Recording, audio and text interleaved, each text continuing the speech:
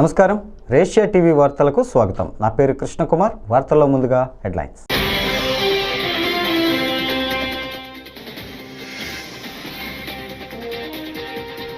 కాంగ్రెస్ నేతలపై రాహుల్ గాంధీ సంచలన వ్యాఖ్యలు.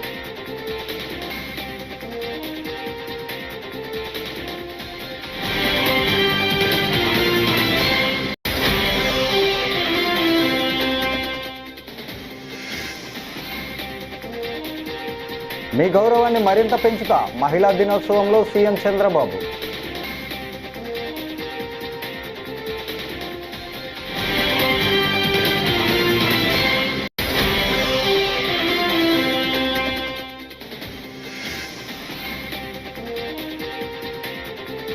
యువత పోరును విజయవంతం చేద్దాం, వైవి సుబ్బారెడ్డి పిలుపు.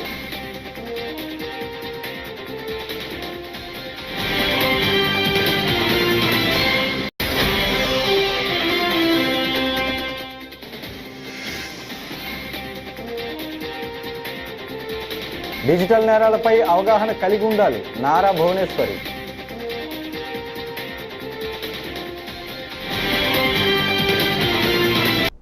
ఇక డీటెయిల్స్ చూస్తే, గుజరాత్ కాంగ్రెస్లో 2 వర్గాలు ఉన్నాయని ఆ పార్టీ అగ్రనాయకులు రాహుల్ గాంధీ అన్నారు.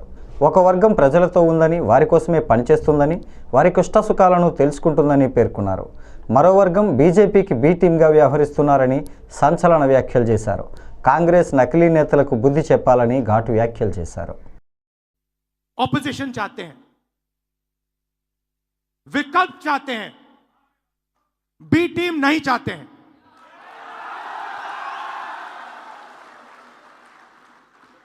तो मेरी जिम्मेदारी ये 2 जो ग्रुप्स हैं इनको छानने का है. कांग्रेस पार्टी में नेताओं की कमी नहीं है. District level, block level, senior level नेता हैं, बब्बर हैं, मगर पीछे से चेन लगी हुई है और बब्बर शेर बंधे हुए हैं सब.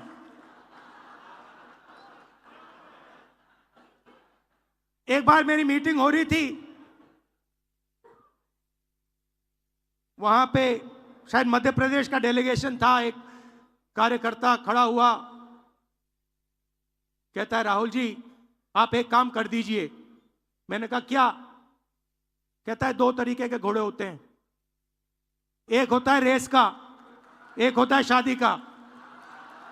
कांग्रेस पार्टी रेस के घोड़े को बारात में डाल देती है और बारात के घोड़े को रेस में डाल देती है.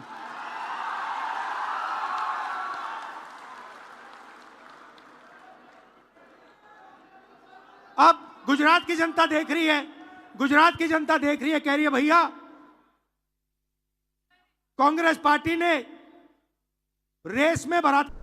ఆడబిడ్డలు అభివృద్ధిలో భాగస్వామ్యం కాకపోతే చులకనగా చూసే అవకాశం ఉంటుందని, ఆర్థికంగా సమాజంలో పైకొచ్చేందుకు ఆడబిడ్డల గౌరవం పెంచేందుకు డ్వాక్రా సంఘాలను తీసుకొచ్చినట్లు ముఖ్యమంత్రి చంద్రబాబు నాయుడు తెలిపారు. మార్కాపురంలో అంతర్జాతీయ మహిళా దినోత్సవ కార్యక్రమానికి సీఎం హాజరయ్యారు. ఈ సందర్భంగా మహిళలతో సీఎం మాట్లాడుతూ పొదుపు ఉద్యమంతో ప్రారంభించానన్నారు. గతంలో ఎన్నో మీటింగ్స్ పెట్టి మహిళలతో మాట్లాడేవాడినని చెప్పారు. మనందరికి కూడా తల్లి జ్ఞాపకాలు ఎప్పుడూ ఉంటాయి. మా మదర్ కూడా అందరం వారిగానే మధ్యతరగతి కుటుంబం. వ్యవసాయం మాకు ఆధారం. మేము చదువుకునేటప్పుడు నిద్రలేసి తెల్లవారుజామున నిద్రలేసి మాకు వంట చేయడం. నేను హై స్కూల్ కు పోయేవాడిని, అందరం మారిగా నా జీవితం కూడా. హై స్కూల్ కు పోతే చంద్రగిరి 6 కిలోమీటర్లు 7 కిలోమీటర్లు నడవాలి. 6 కిలోమీటర్లు నడవాలంటే 9:30 స్కూల్ కు పోవాలి. ఇక్కడ ఏ 6:30 7 గంటలకు బయలుదేరి తప్ప అక్కడికి రీచ్ కాలేము. 6:30కు నేను బయలుదేరాలంటే మధ్యాహ్న భోజనం మళ్ళా మాకు అప్పట్లో వండి మాకు క్యారియర్ ఇవ్వాలి. అంటే అప్పుడు పొట్లాలు కూడా కట్టేవాళ్ళం. క్యారియర్ తీసుకుపోవాలని మళ్ళీ తీసుకురావాలి కాబట్టి ఈ మరిగా పొట్లాలు ఇప్పుడు చేస్తున్నారు, ప్యాకెట్ చేసి ఇచ్చేసేవాడు. దాన్ని పుస్తకాలతో పెట్టుకుని బ్యాగ్ లో పెట్టుకుని వెళ్ళేవాడు. అంటే 5 గంటలకు నిద్ర లేసి 4 గంటలకు నిద్ర లేసి వంట చేసి మాకు స్నానాలు చేపించి స్కూల్ కు పంపించేది. అక్కడి నుంచి ఓసారి ఆలోచించేవాడిని, ఎవరన్నా గెస్ట్ వచ్చినా బంధువులు వచ్చినా, నేను రాజకీయాల్లో గెస్ట్లు వచ్చినా వంట చేసేవాడు. ఆ వంట చేసినప్పుడు ఆ వంట గదికి పోయి వస్తే బయట వస్తే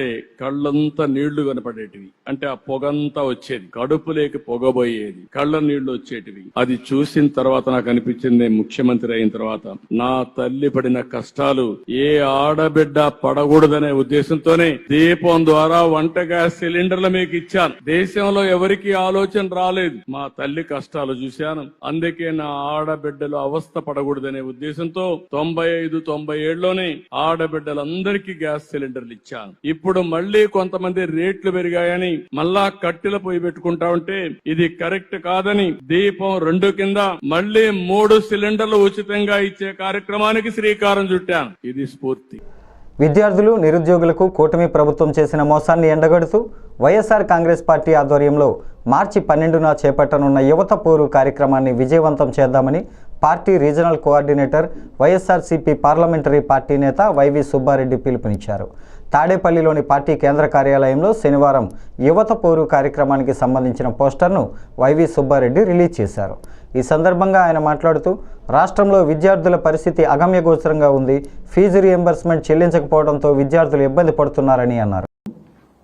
ఫీజు రియంబర్స్మెంట్ పథకం సకాలంలో విద్యార్థులకి ఫీజు రియంబర్స్మెంట్ రిలీజ్ చేయడం వల్ల చాలా ఇబ్బందులకు ఎదుర్కొంటున్నారు. ఇంకొక ప్రధాన అంశం, కూటమి ప్రభుత్వం ఎలక్షన్స్కి ముందు నిరుద్యోగ భృతి ఇస్తామని చెప్పి నిరుద్యోగ భృతి ఇవ్వకుండా లక్షలాది మంది నిరుద్యోగ యువకుల్ని మోసం చేసిన పరిస్థితి. మూడవ ప్రధాన అంశం, రాష్ట్ర వ్యాప్తంగా వైఎస్ఆర్ కాంగ్రెస్ పార్టీ అధికారంలో ఉన్నప్పుడు మా పార్టీ అధ్యక్షుడు జగన్మోహన్ రెడ్డి గారు ఎంతో ముందు చూపుతో రాష్ట్రంలో నాణ్యమైన వైద్యం పేదవాడికి అందుబాటులోకి తీసుకుపోవాలని చెప్పి 17 మెడికల్ కాలేజీలు స్టార్ట్ చేసి అందులో సుమారుగా 5 కాలేజీలు ప్రారంభోత్సవం కూడా చేసుకుని సీట్ అడ్మిషన్స్ కూడా స్టార్ట్ చేయడం జరిగింది. మిగతా 11 ఈ సంవత్సరం స్టార్ట్ చేయాల్సిన విధంగా పనులు కంప్లీట్ చేసినా కూడా వాటిని నిర్వీర్యం చేసి అవి కూడా పీపీపీ మోడ్లో ప్రైవేట్ వాళ్ళకి ఇచ్చి పేద విద్యార్థులకు అందుబాటులో లేకుండా చేసే ప్రక్రియ జరుగుతుంది. కాబట్టి ఈ 3 అంశాలపై రేపు మార్చి 12వ తారీఖున వైఎస్ఆర్ కాంగ్రెస్ పార్టీ ఆధ్వర్యంలో రాష్ట్ర వ్యాప్తంగా యువత పోరు పేరుతో పెద్ద ఎత్తున కార్యక్రమం చేపట్టడం జరిగింది. అన్ని జిల్లాల్లో జిల్లా కలెక్టరేట్ ఎదుట విద్యార్థులు, యువకులు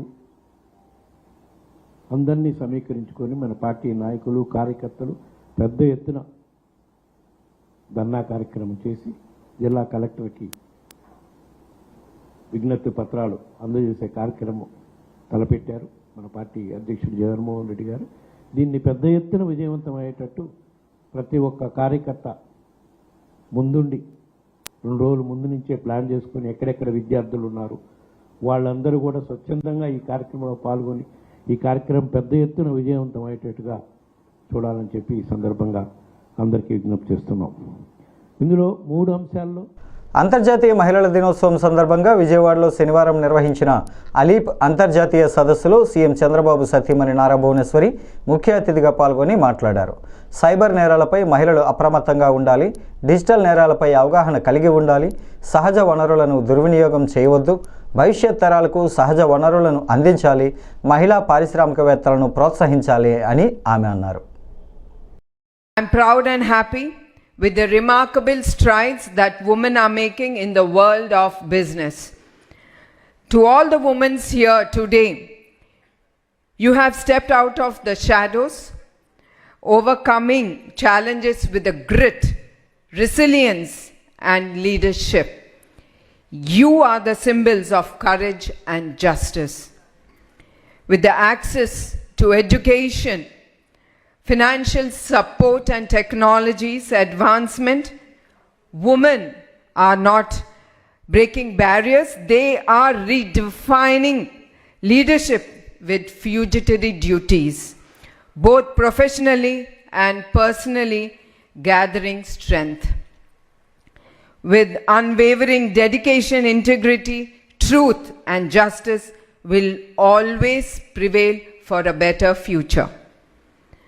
Women-led businesses fuel economic growth and inspire communities and foster cultural environment.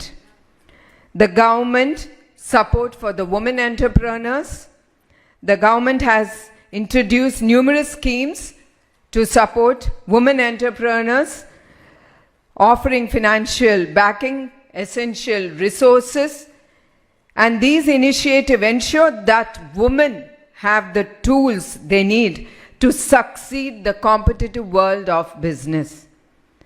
I applaud each one of you who has stepped into the limelight, embracing leadership, taking risks, paving the way for Rangareddy జిల్లాలో దొంగలు హల్చల్ చేశారు. మైలార్దేవ్పల్లిలోని రాఘవేంద్ర కాలనీకి చెందిన జితేంద్ర అనే వ్యక్తి తన బైక్పై వెళ్తున్న క్రమంలో ఓ ముగ్గురు దొంగలు అటకాయించి అతని వద్ద నుంచి 20 లక్షలు దోపిడీ చేశారు. దీంతో బాధితుడి ఫిర్యాదు మేరకు కేసు నమోదు చేసుకున్న పోలీసులు నిందితులను అరెస్టు చేశారు. దుండగులు రాజస్థాన్కు చెందిన వారిగా పోలీసులు గుర్తించారు.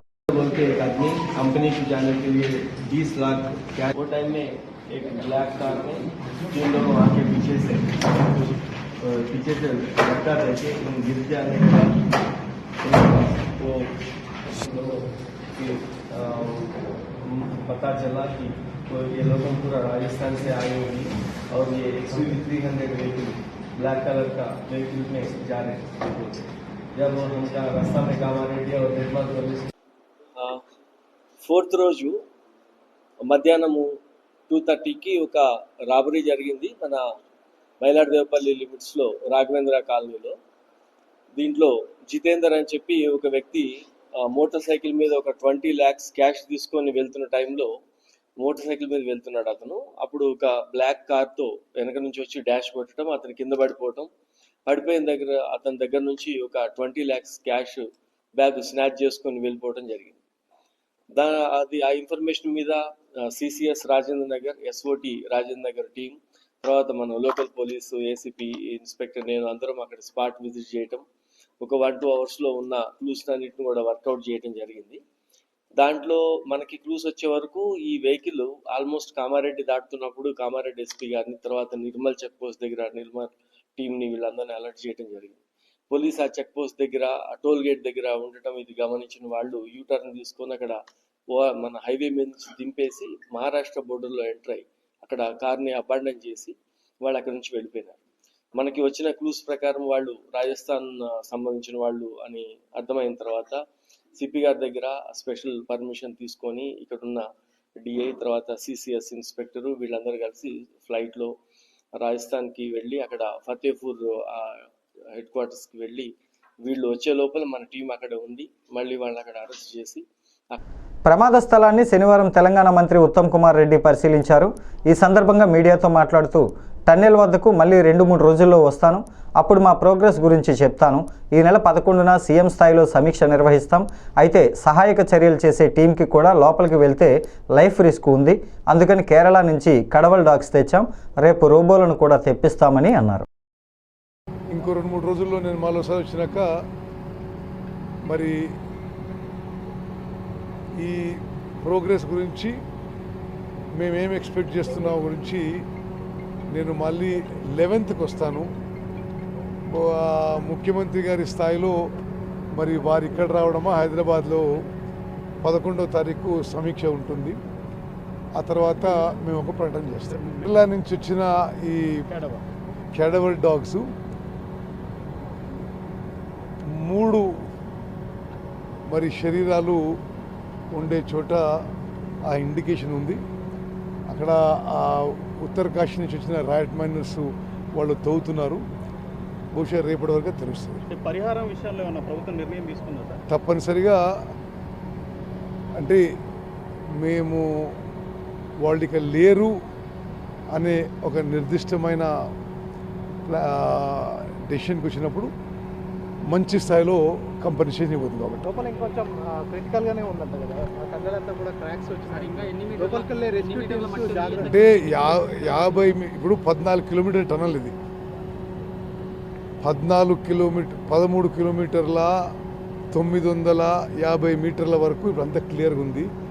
చివరి 50 మీటర్లలో ఈ రెస్క్యూ అండ్ రిలీఫ్ ఆపరేషన్స్ చేయడము ఎవరైతే లోపల పోతారో వాళ్ళకు కూడా లైఫ్ రిస్క్ ఉందనేది ఇప్పుడు ఎక్స్పర్ట్ చెప్తున్న విషయం. అందుకోసమే రోబోస్ తెప్పించాము. రేపటి నుంచి రోబోస్ కూడా పనిచేస్తాయి.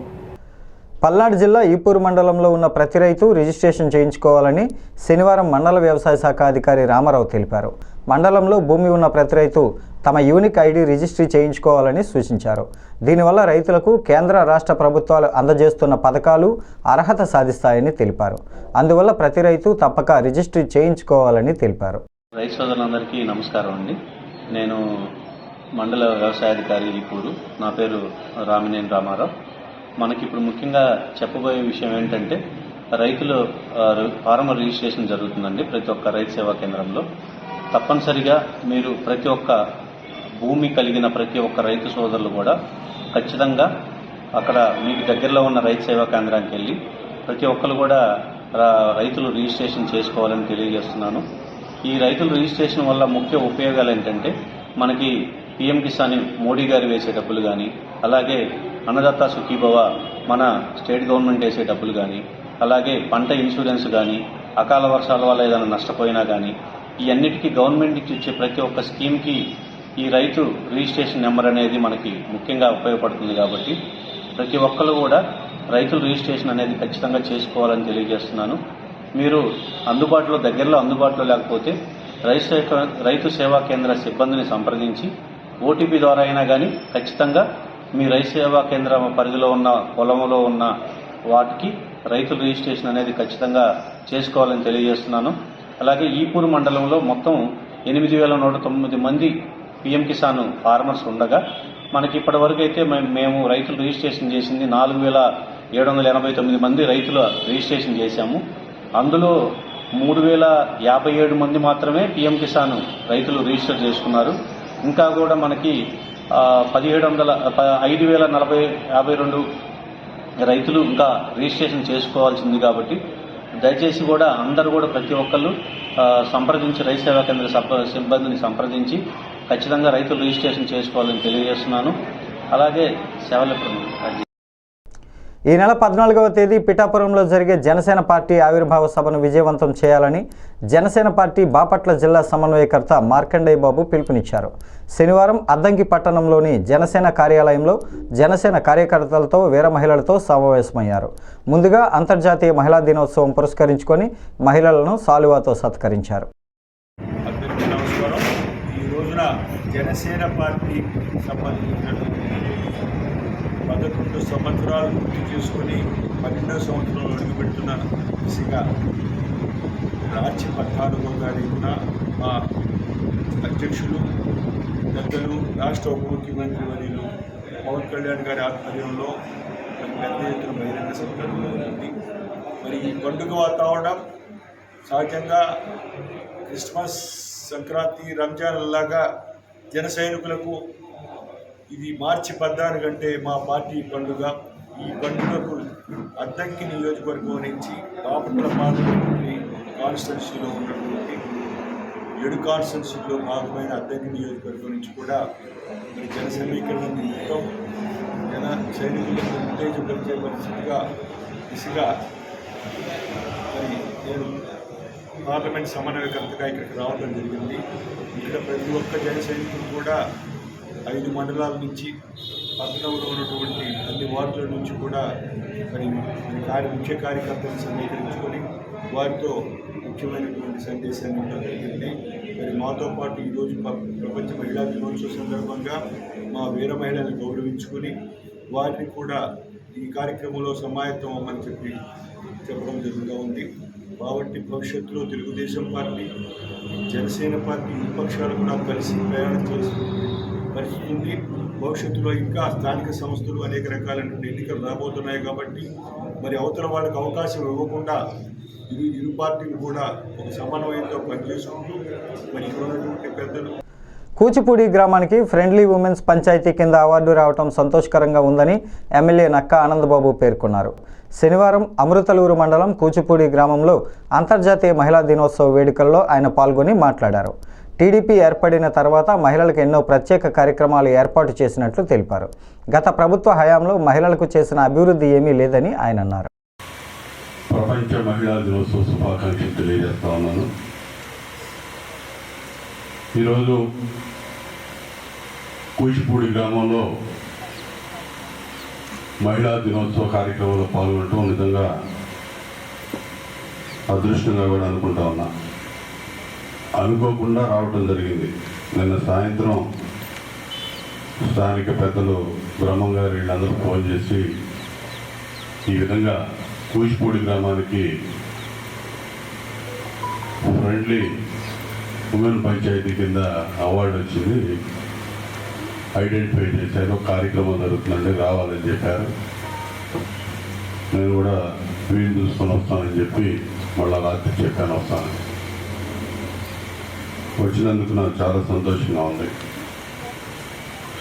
వేదిక మీద ఉన్నటువంటి సర్పంచ్ పణవంశి శ్యామల గారు, ఎంపీటీసీ కూచిపూడి సుమలత గారు, ఎంపీడీఓ గారు శేషమామ గారు, అదేవిధంగా ఏపీఎం రాంబాబు గారు, డిపిఆర్సీ సిబ్బంది విజయ గారు, నిరంజన్ గారు, ఐసిడిఎస్ సూపర్వైజర్ జేఆర్ రమణమ్మ గారు, ఈఓపీఆర్డి రవిశంకర్ గారు, పంచాయతీ సెక్రటరీ తిరుమలరావు గారు.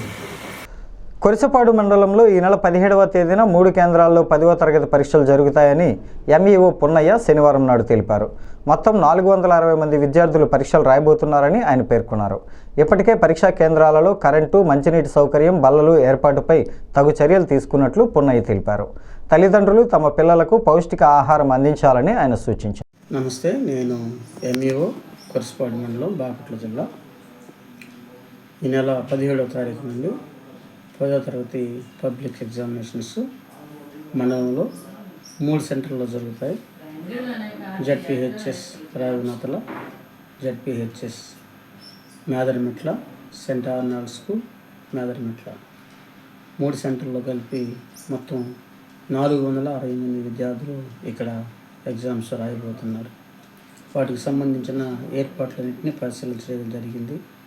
కరెంటు, వాటర్ ఫెసిలిటీ, అలాగే పిల్లలందరూ బల్లల మీద కూర్చొని రాయటానికి ఏర్పాట్లు చేయడం జరిగింది. ఎలాంటి అసౌకర్యాలు లేకుండా సౌకర్యవంతంగా పిల్లలు కూర్చోవడానికి ఏర్పాట్లు చేసాం. తల్లిదండ్రుల విషయాన్ని గమనించండి. ఎగ్జామ్స్ సమయంలో పిల్లలందరినీ ఎగ్జామ్స్కి 1 గంట ముందుగానే ఎగ్జామ్ సెంటర్కి చేర్చే విధంగా తల్లిదండ్రులు, ఉపాధ్యాయులు చర్యలు తీసుకోవాల్సిందిగా అందరికీ తెలియజేస్తాము.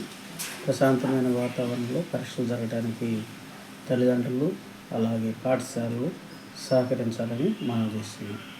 ప్రతిపక్షాలకు ప్రజలంటే పట్టదని టీపీసీసీ ప్రధాన కార్యదర్శి అద్దంకి దయాకర్ ఆరోపించారు. మీడియాతో మాట్లాడుతూ అఖిలపక్ష ఎంపీల మీటింగుకు రాకుండా తెలంగాణ అభివృద్ధి, సంక్షేమం మీద ఉపన్యాసాలు ఇచ్చే ప్రతిపక్ష పార్టీల వ్యవహారాన్ని రాష్ట్ర ప్రజలు గమనించాలి. గతంలో సామాన్య ప్రజలు సెక్రటరియేట్కు వచ్చే అవకాశం లేదు, కానీ ఇప్పుడు సెక్రటరియేట్కు వచ్చే ప్రజలతో ధర్నాలు చేపిస్తున్నారని మండిపడ్డారు. అంతర్జాతీయ మహిళా దినోత్సవ శుభాకాంక్షలు అందరికీ. ఈరోజు రాష్ట్రంలో జరుగుతున్న రాజకీయాలకు, ప్రతిపక్షాలు వ్యవహరిస్తున్న తీరుకు మీకు ప్రత్యక్ష ఉదాహరణ దొరుకుతుందనే విషయాన్ని గమనించండి. ప్రజా సమస్యల మీద అఖిలపక్షాలు పెట్టరు, అఖిలపక్షం అంటే ప్రభుత్వానికి పట్టి ఉండదని చెప్పి పదే పదే అటు బీజేపీ కానీ ఇటు బీఆర్ఎస్ కానీ అంటుంటారు. కానీ ఈరోజు ఎంపీల మీటింగ్ అనేది ఒక రకంగా అఖిలపక్ష సమావేశం లాంటిదే. పార్టీ సంబంధించిన వివిధ నియోజకవర్గాల ఎంపీలు పాల్గొని నియోజకవర్గాల అభివృద్ధి, ఎందుకంటే ఎంపీల నియోజకవర్గాల కిందనే ఎమ్మెల్యేస్ కూడా ఉంటాయి కాబట్టి వాటి యొక్క సమీక్ష చేసుకుందాం.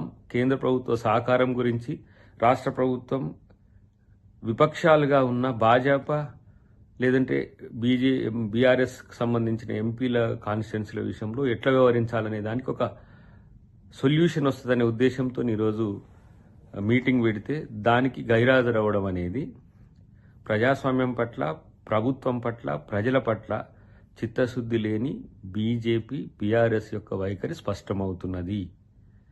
మీరు రాజకీయ ప్రయోజనాల కోసమే ఇదంతా డ్రామాలు క్రియేట్ చేస్తున్నడానికి ఇంతకంటే ప్రత్యక్ష ఉదాహరణ ఇంకొకటి అవసరమే లేదు. ఇది రాష్ట్ర ప్రజలు గమనిస్తున్నారు అనే విషయం గుర్తుపెట్టుకోవాలి. ఈ 28 రాష్ట్రాల్లో తెలంగాణ ప్రభుత్వం తీసుకుంటున్న అంశాలనేవి దేశవ్యాప్తంగా చర్చకు వస్తున్నాయి. అది బీజేపీకి అసలు పడట్లేదు, బీఆర్ఎస్కి అసలు పొసగట్లేదు. కాబట్టి ఏ విధంగా ప్రభుత్వాన్ని బదనాం చేయాలనే ఒక ఆలోచన తప్పితే, దురాలోచన తప్పితే రాష్ట్ర భవిష్యత్తు కొరకు ప్రతిపక్షాలుగా నిర్మాణాత్మకంగా వ్యవహరించాలనే కనీస సోయి కూడా లేకుండా ఈరోజు మూర్ఖంగా, ఇంకా చెప్పాలంటే ఒక రకంగా ఒక జలసితో చేస్తున్న రాజకీయ కుట్రలు తెలంగాణ ప్రజలు గమనించాల్సిన అవసరం ఉంది. ఈరోజు గత ప్రభుత్వంలో చేసిన బిల్స్కు సంబంధించిన అంశంలో నిన్న భట్టి గారి ఆఫీస్ ముందు కాంట్రాక్టర్లు ధర్నా చేస్తున్నారు. అంటే గతంలో కనీసం సెక్రటరియట్కు పోయే అవకాశం లేకుండే ఈ ప్రభుత్వం వచ్చినాక సెక్రటరియట్ వస్తున్నారు. రావడమే కాకుండా వచ్చేటోళ్లతోని ఇలాంటి ధర్నాలు చేయించి సామాన్య ప్రజలు కూడా రాకుండా దాన్ని రిస్ట్రిక్షన్స్ ఏర్పాటు చేసేటట్టుగా ఈరోజు బీఆర్ఎస్ ప్రభుత్వం చేస్తున్నది. వాళ్ళు ఫ్రీ బస్ ఇవ్వలేదు, ఇచ్చేటోళ్ల మీద ఏ విధంగా దాని వ్యతిరేకతను తీసుకురావాలి. ఫ్రీ పవర్ ఇవ్వలేదు, ఇచ్చేటోళ్ల మీద ఏ విధంగా తీసుకురావాలి. ఇట్లా ప్రతి దానికి సంబంధించి ఇలా మనం ఉద్యోగాలు ఇచ్చినాం, ఈ ఉద్యోగాలు ఇచ్చిన వాళ్ళ మీద ఎట్లా విష ప్రయోగాలు చేయాలి, లేకపోతే విష ప్రచారాలు చేయాలనే ఆలోచన. ఇది తప్పితే ప్రతిపక్షాలుగా బీజేపీ బీఆర్ఎస్ చేస్తున్నది ఏంది చెప్పు?